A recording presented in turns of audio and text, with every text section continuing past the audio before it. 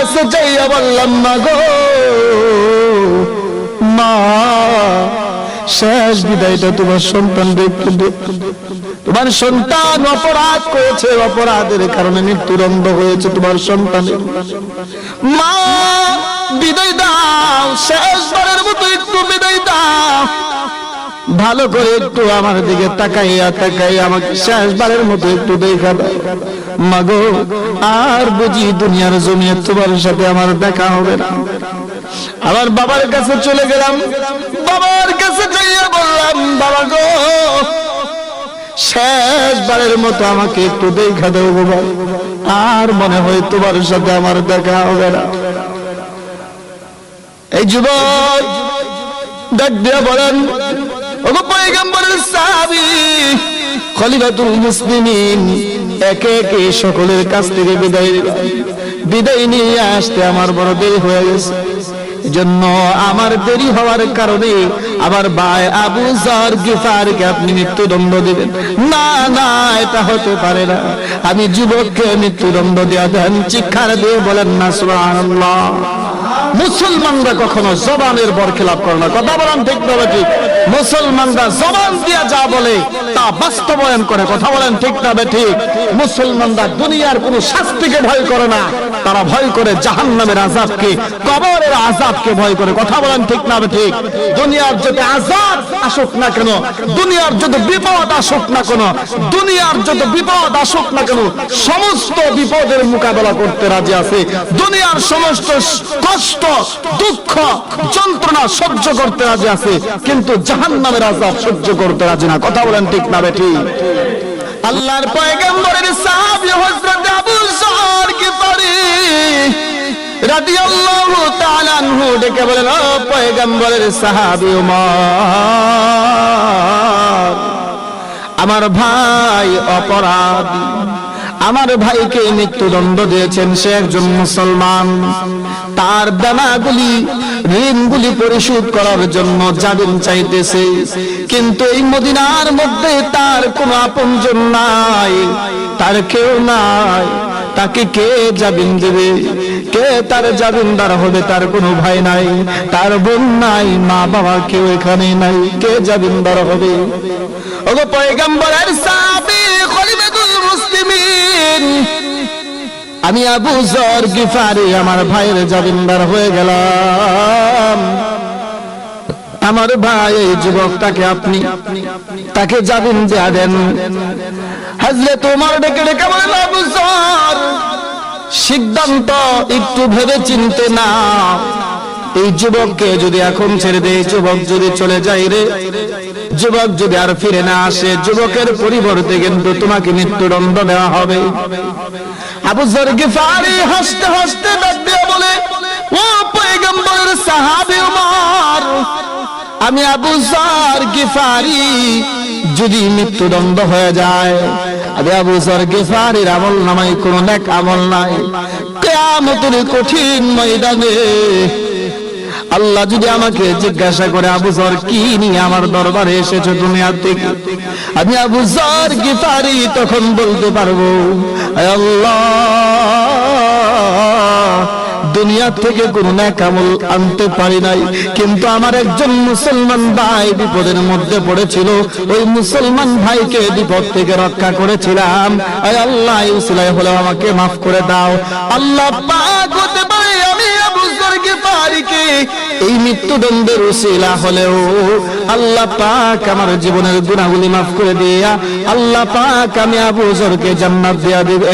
চিৎকার দিয়ে বলেন না সুবহানাল্লাহ। কেমন মহব্বত ছিল ভাইয়ের প্রতি, ভাইয়ের একজন মুসলমান আরেকজন মুসলমানের প্রতি কেমন ভালোবাসা, কারণ মুসলমান মুসলমানের ভাই, আল মুসলিম আখুল মুসলিম, কথা বলেন ঠিক কিনা? মুসলমান মুসলমানের ভাই, একজন মুসলমানই তো আরেকজন মুসলমানকে সহযোগিতা করবে, বিপদ থেকে রক্ষা করবে, কথা বলেন ঠিক না বেটি? আল্লাহর পয়গম্বরের সাহাবী হযরত ওমর যুবককে জামিন দিয়ে দেয়, আর যুবক চলে যায়। এক সপ্তাহ পেরিয়ে গেল, জুমার দিন শুরু হয়ে গেল। কিন্তু এখনো পর্যন্ত যুবক আসে না, যুবক আসে না। মদিনায় কান্নার রোল পড়ে গেছে, মদিনার ছেলেরা কান্দে, মদিনার মেয়েরা কান্না করে আর দেখে রেখে বলে, এই যুবক যদি ফিরে না আসে রে, একজন অপরাধীর জায়গায় একজন নিরপরাধ মানুষ আবু যর গিফারির ফাঁসি হয়ে যাবে, আবু যর গিফারিকে মৃত্যুদণ্ড দেওয়া হবে। আবু যর গিফারি হাসে, মদিনার সাহাবীরা কান্না করে। মসজিদে নববী থেকে আজান শুরু হয়ে গেছে, জুমার নামাজের আজান। এখনো পর্যন্ত ওই যুবকের খবর নাই। মদিনার দলে দলে লোকগুলি মসজিদে নববীর ভিতরে ঢোকে, কারণ অপরাধীর শাস্তি হবে, আজকে মৃত্যুদণ্ড হবে। মদিনার সাহাবীরা মসজিদের ভিতরে ঢুকে পড়ল। জুমার নামাজের ইকামত শুরু হয়ে গেছে। আল্লাহর পয়গম্বরের সাহাবী হযরত ওমর রাদিয়াল্লাহু তাআলা আনহু জুমার নামাজ শেষ করে বিচারের সিংহাসনে বসে গেছেন। যে ওমর রাদিয়াল্লাহু তাআলা আনহুর সম্পর্কে আল্লাহর নবী বলেছেন, লাউ কানা বাদান নাবিয়ুল্লাহ কানা ওমর, আমার পরে যদি কোনো ব্যক্তি নবী হইতো, আল্লাহ পাক আমার উমরে নবী বানায়া দুনিয়াতে পাঠাইতো। চিৎকার দিয়ে বলেন না সুবহানাল্লাহ। উমরের বিচার তো ইনসাফ ওয়ালা বিচার, কথা বলেন ঠিক না বেঠিক? দুনিয়ার ঘুষখোরের মতো বিচার না, যে অন্যায় করলো, জুলুম করলো, জুলুমের বিচার হয় না, কথা বলেন ঠিক না বেঠিক? যিনি অপরাধী, ঘুষ দিলে 500 টাকা, 1000 টাকা, 10,000 টাকা ঘুষ দিলে অপরাধী পার পেয়ে যায়, কথা বলেন ঠিক না ঠিক? যিনি নির্যাতিত হইল, ওই লোকটার বিরুদ্ধে ওই লোকটাকে আরো নির্যাতিত করে, কথা বলেন ঠিক না ঠিক? দুনিয়ার বিচার। কিন্তু ওমরের বিচার তো বিশ্ব নবীর বিচার, কথা বলেন ঠিক না ঠিক? কোরআনের আইনের বিচার। হযরত ওমর রাদিয়াল্লাহু তাআলা আনহু বিচারের সিংহাসনে বসে গেল। এখনো পর্যন্ত যুবকের কোনো খবর নাই, খবর নাই। মদিনায় কান্নার রোল পড়ে গেছে, সাহাবীরা কান্দে। একজন আরেকজনকে ডেকে ডেকে বলে, ভাই রে, আজকে এমন একজন ব্যক্তির মৃত্যুদণ্ড হবে, একজন নিরপরাধ মানুষ অপরাধের জায়গার মধ্যে তার মৃত্যুদণ্ড হবে। আবু যর গিফারি মসজিদে নববীর ভিতরে ঢোকে, আর মদিনার সাহাবীরা ডেকে ডেকে বলে, আবু যর রে, কেন রে, কেন রে, আরেকজনের অপরাধের জায়গায় তোকে জামিন নিতে হবে? এ আবু যর, যুবকের কোনো খবর নাই রে, এখন বুঝি তোমাকে মৃত্যুদণ্ড দিয়ে দেবে। হযরত ওমর রাদিয়াল্লাহু তাআলা আনহু বিচার শুরু করে দিয়ে দিল। আর ডেকে বলেন, আবু যর, আয় আয় আয়, শেষবারের মতো তোকে একটু দেখে দেই রে আবু যর।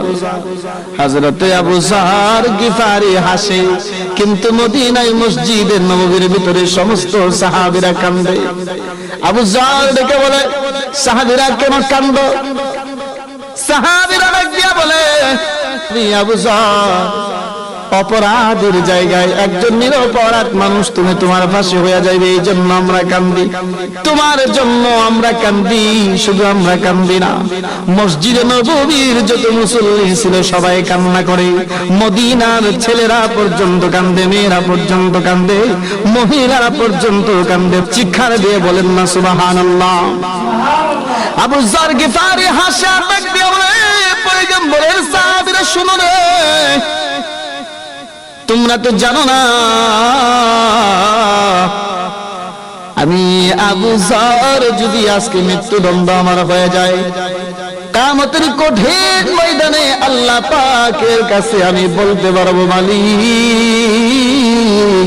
কিছুই তো নিয়ে আসতে পারলাম না দুনিয়া থেকে, আয় আল্লাহ, একটা কাজ করে এসেছি, আবার একজন মুসলমান ভাইকে বিপদ থেকে রক্ষা করেছি, আয় আল্লাহ, এই উসিলা হলে আমাকে মাফ করে দাও। চিৎকার দিয়ে বলেন না সুবহানাল্লাহ। আবু যর গিফারিকে ফাঁসির মঞ্চে উঠানো হবে,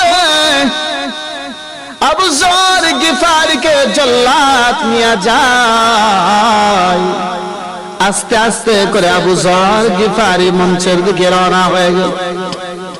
মদিনায় কান্নার রোল পড়ে গেছে। হযরতে খলিফাতুল মুসলিমিন ওমরের চোখ দিয়েও যেন পানি বের হয়ে গেছে।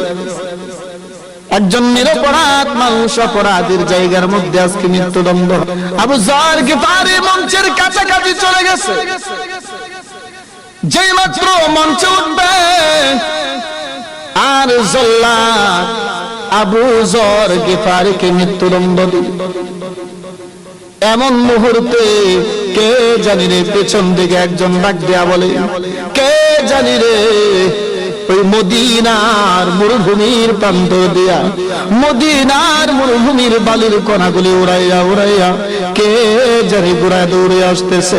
চিৎকার দিয়ে বলেন না সুবহানাল্লাহ। কিছুক্ষণ অপেক্ষা করা হলো। অপেক্ষা করার পর লক্ষ্য করে দেখে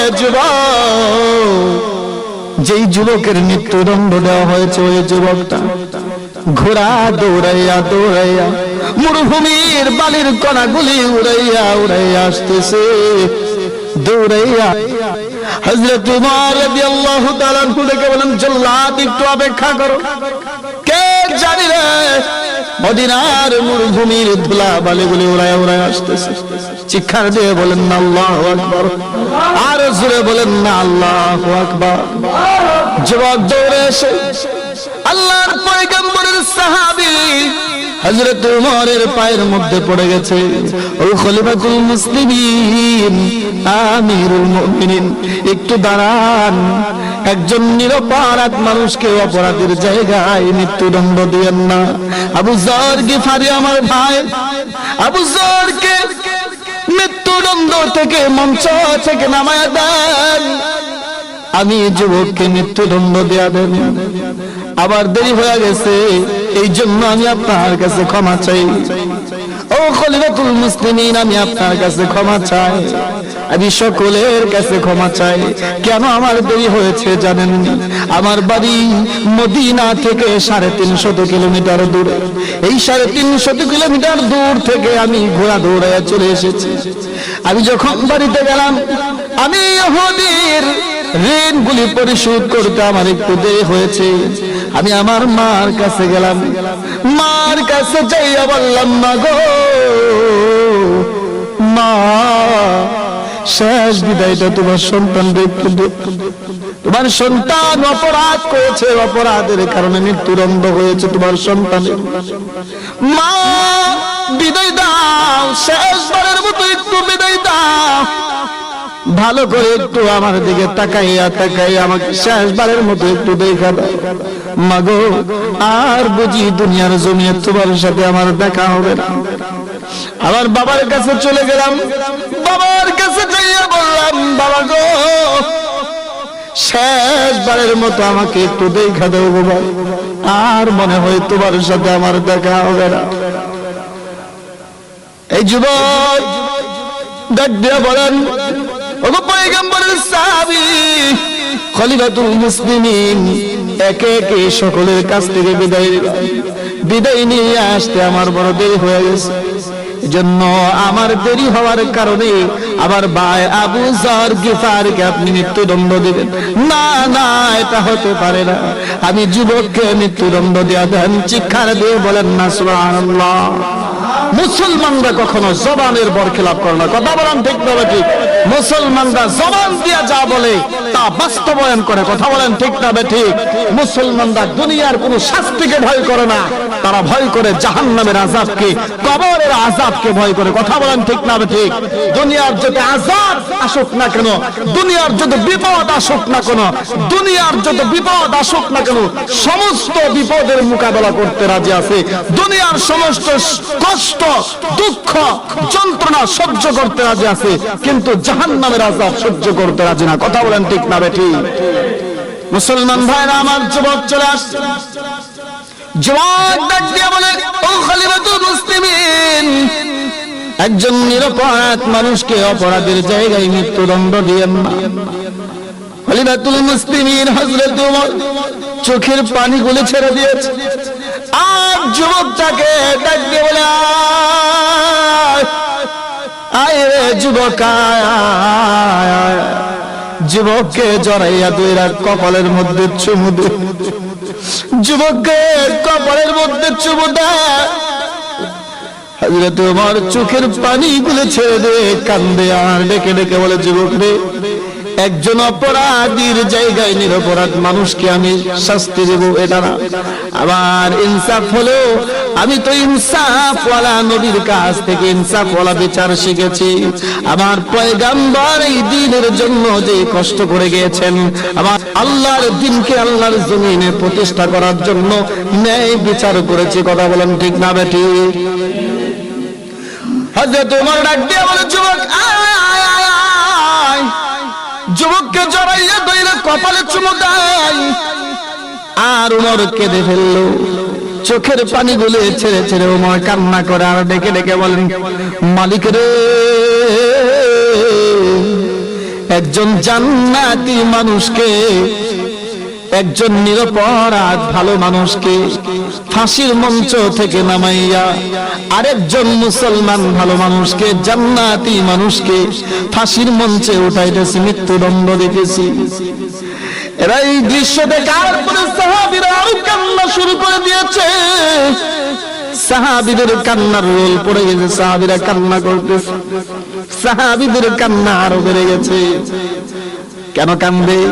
সাহাবীরা কান্না করে একজন ভালো মানুষকে মৃত্যুদণ্ডের মঞ্চ থেকে নামাইয়া আর একজন ভালো মানুষকে, আর একজন জান্নাতি মানুষকে মৃত্যুর মঞ্চে উঠানো হচ্ছে।